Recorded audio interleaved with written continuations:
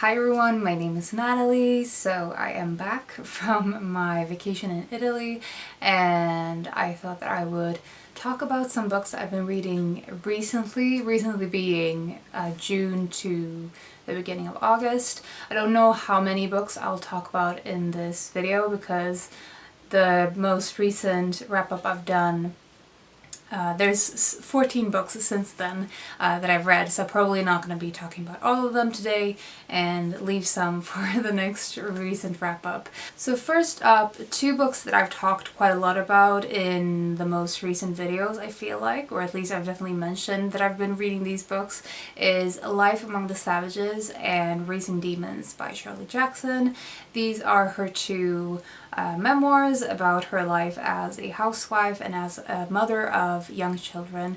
In the first book, I think in the beginning of the book we follow the progression of her family increasing. So at first she only has one or two kids, and in the second memoir they're all born already and growing up and becoming their own individuals. But there was just so much that I loved about these memoirs. I think the first one was stronger to me in the whole, but both memoirs have a lot of humor, a very humorous tone, and the way she talks about certain events in their family life, like certain situations that they find themselves in, and there's almost like a cycle thing where, for example, they have a lot of things, like items that they need to find a place in their house to store, and they keep moving the things around, and eventually the things end up being in the same place that they were in the first place because there's no other good place to put them.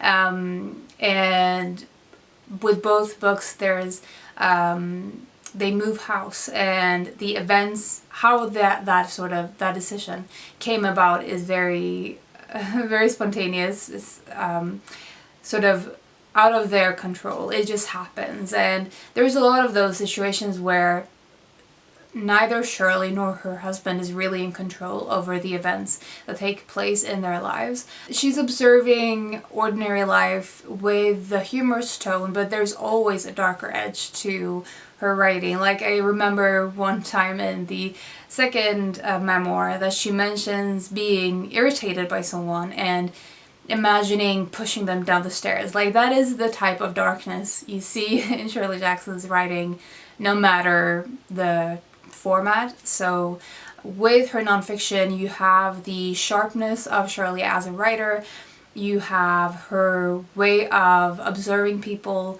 both her kids and her husband and the people in the little town where they live.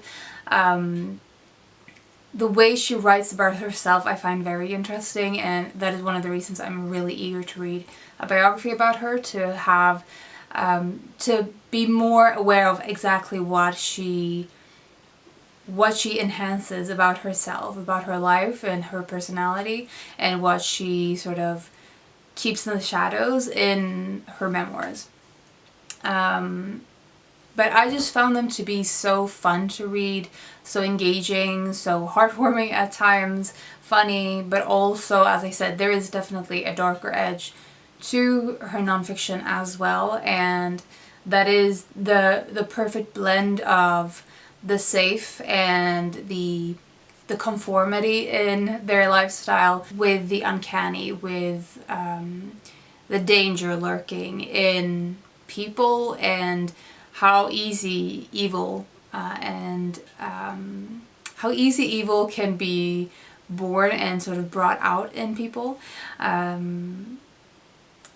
So I've talked a lot about these two memoirs already, and I might talk more about them in the future because Shirley Jackson is one of my favorite authors, and reading these two memoirs just reminded me how much I love her writing. So this was fantastic. Highly, highly recommend, but I wouldn't say it is the best place to start. I think you'd appreciate reading these more if you were already familiar with the darker themes in her, like for example in her short stories, and her writing skill. But yeah, anyway, loved these two. Then I finally finished Cranford by Elizabeth Gaskell. I listened to this on audio and it worked really well in that format. Cranford is about a town where most of the members of the town are women, and it's basically like this very empowered community that is made up of all of these women in different ages, but mostly they have a sort of a very particular structure to their community where there's a lot of sort of unspoken rules and manners and the way you should act in this group, and they are all sort of in it. They have all accepted what is appropriate in this community. And they follow this, and then in the beginning of the book there's someone new moving into the town, and that sort of highlights the way that someone who is an outsider doesn't follow the rules, that is, as I said, unspoken. There's no one main character or no one main plot. The main character being possibly the narrator, but she isn't really more important than anyone else in the story. But the things I loved about this is the female friendship, the way that these women support each other, often without really taking credit for it, without bringing attention to their good deeds, to be there for each other as much as they can, even when they have very limited means. And I thought that part of it was just so heartwarming, and it made me smile a lot, and I think it worked as an audiobook, and made me chuckle sometimes. And I also have started watching the BBC version of this and have also really enjoyed that. So I wouldn't say it is on par with North and South, but I really enjoyed it, and will definitely be reading more Gaskell in the future. Then I read Happy Stories Mostly by Norman Erickson Pasadibu, and this was translated by Tiffany Tsao. This is an Indonesian author, and I read it for, well, both for the fact that it was nominated for the Booker International this year, and it is from Indonesia. The author is from Indonesia, and I read it for Invisible Cities in July as well. This is a short story collection. The short stories are very short, and the basic premise of, or sort of the main idea of the short stories, is that it's almost happy stories. So all of the characters are either very close to becoming happy and failing at that, or it's about paths not taken. And with that theme in mind, you can imagine that it isn't the happiest of books, because none of the characters really succeed in getting to their happy stories. There is a melancholy and depressing note throughout the collection, but I loved a lot of the ideas in this. I think what I liked the most was the short stories that had sort of mythological beings or tale-like elements to them, where the storytelling was almost like an element in a fairy tale. Like, the storyteller is a kind of key character, and I really appreciated the interview that the translator, or the discussion that the translator had with the author at the end of this book, that talked somewhat about the repetition of this book, which was something that I found that I was unsure about with my reading experience. I didn't necessarily like that as I was reading it, but I liked how the author reflected on it. Sort of the constant remaking of stories as someone from a marginalized perspective. That is a helpful thing to have in mind when you're reading these stories, to think of them as variations of stories that is retold and remade, and sort of a constant refining of the storytelling. Next, we have another book that I've talked about in my illustrated nature books recommendation video, and that is Plasticus Medicine, an Invasive Species by Anna Pego. It's not exactly clear who the translator is of this, but I will put it on the screen.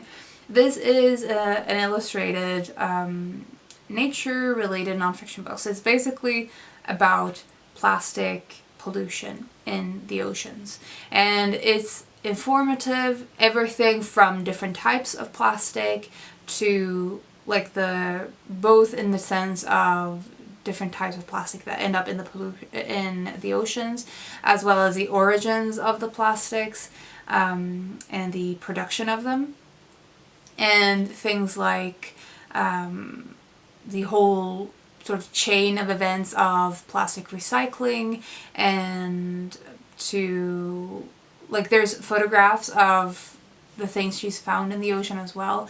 So there's just a lot of images and photographs and illustrations and colors in this book that I think makes it more approachable, especially given that this is targeted towards sort of an all-age readership or audience.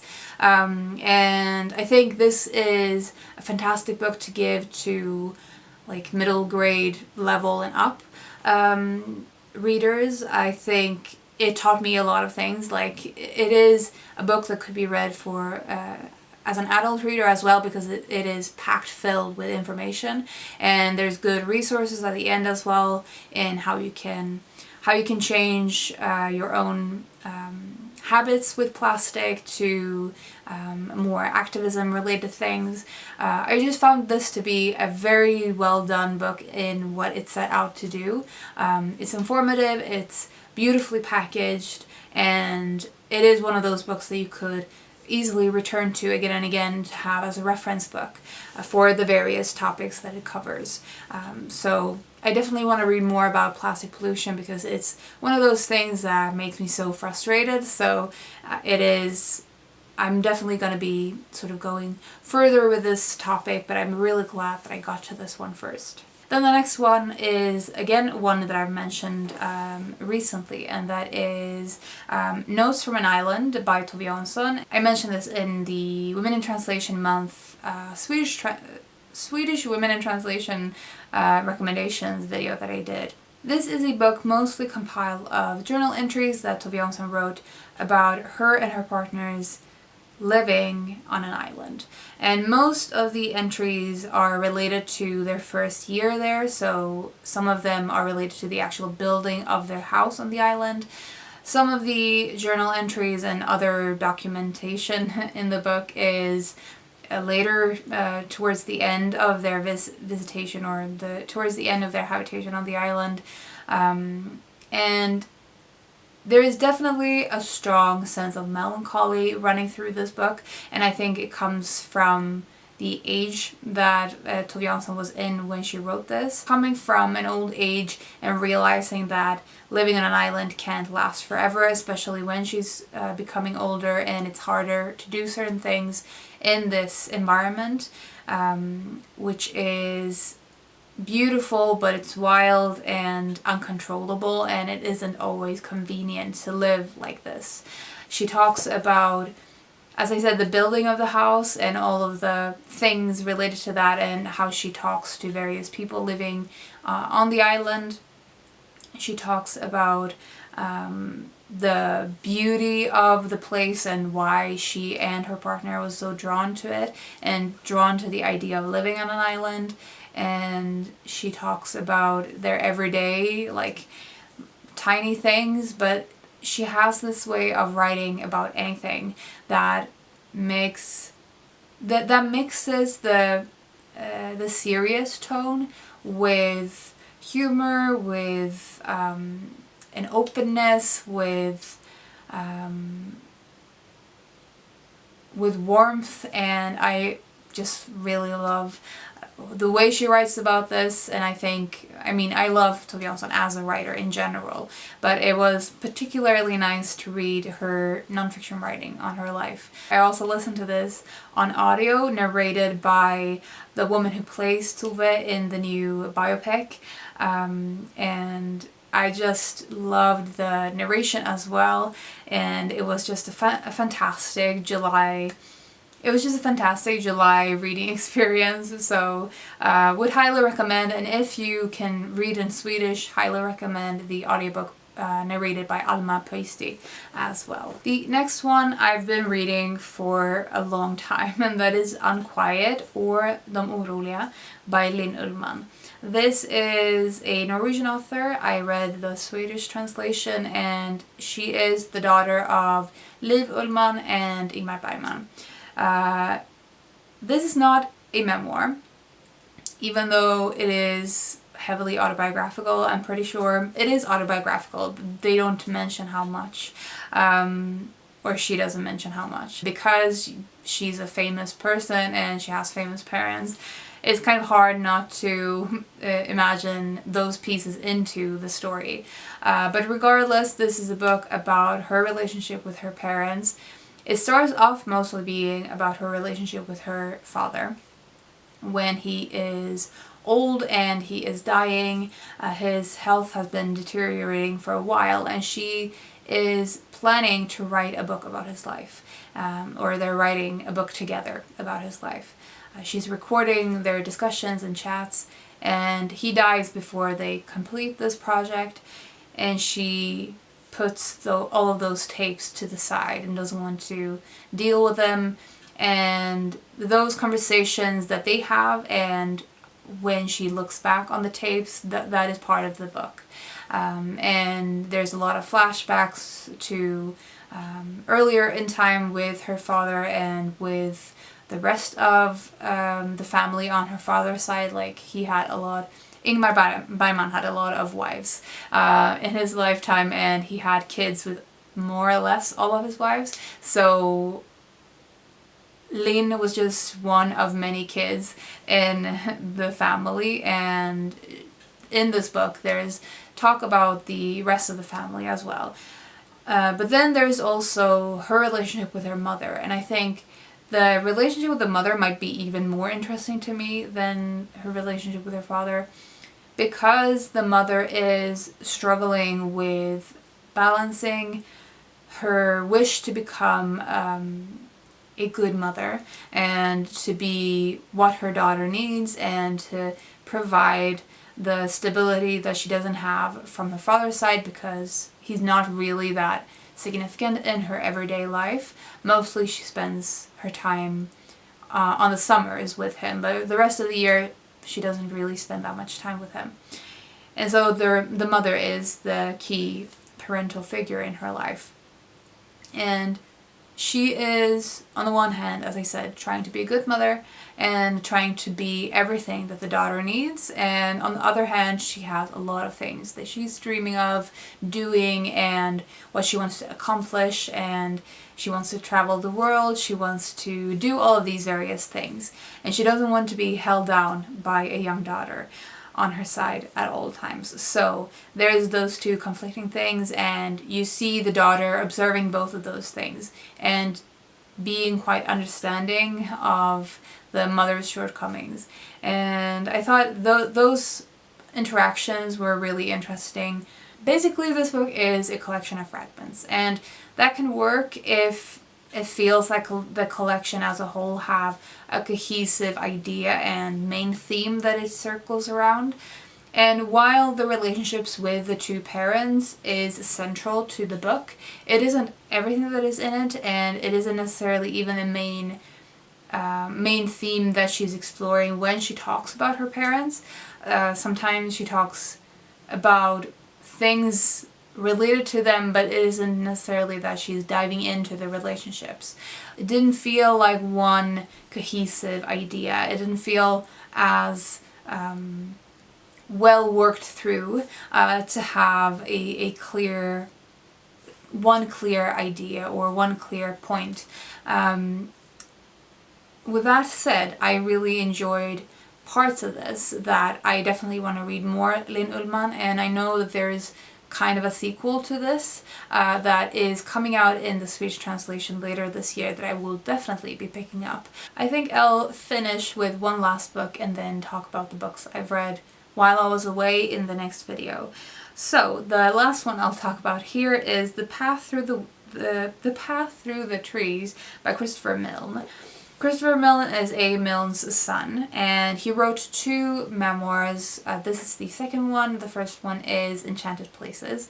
Enchanted Places is much more about his relationship with his dad and having the legacy of Christopher Robin as a shadow hanging over him, and not necessarily always in a good way. But he does talk about both the good and the bad of that, and of being Christopher Robin. All of those things he talks about in Enchanted Places. In The Path Through the Trees, he is more focusing on the young adolescent to adult middle-age life, and maybe even later to retirement. So it's basically his entire adult life is in this book. And the earlier sections talks about when he's a soldier, and later he talks a lot about owning a bookshop and being a bookshop owner and all of the ins and outs of that.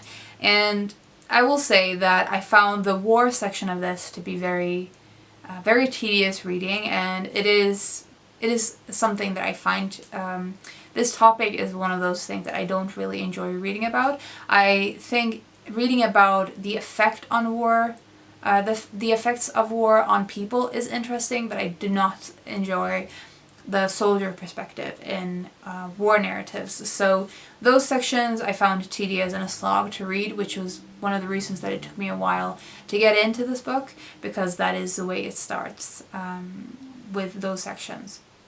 But the parts that is about his having a bookshop and the ins and outs and ordering books and figuring out the identity of the bookshop and interacting with customers and trying to build a customer base and sort of expanding on the bookshop, doing other things, trying to get by with the money that the bookshop provided over such a long time, over decades, and all of those things I found so fun to read and so charming, and there is a humility in Christopher Milne's writing that I really like, and that I think if you are someone who enjoy reading about books, then you'll probably enjoy those parts at least of this.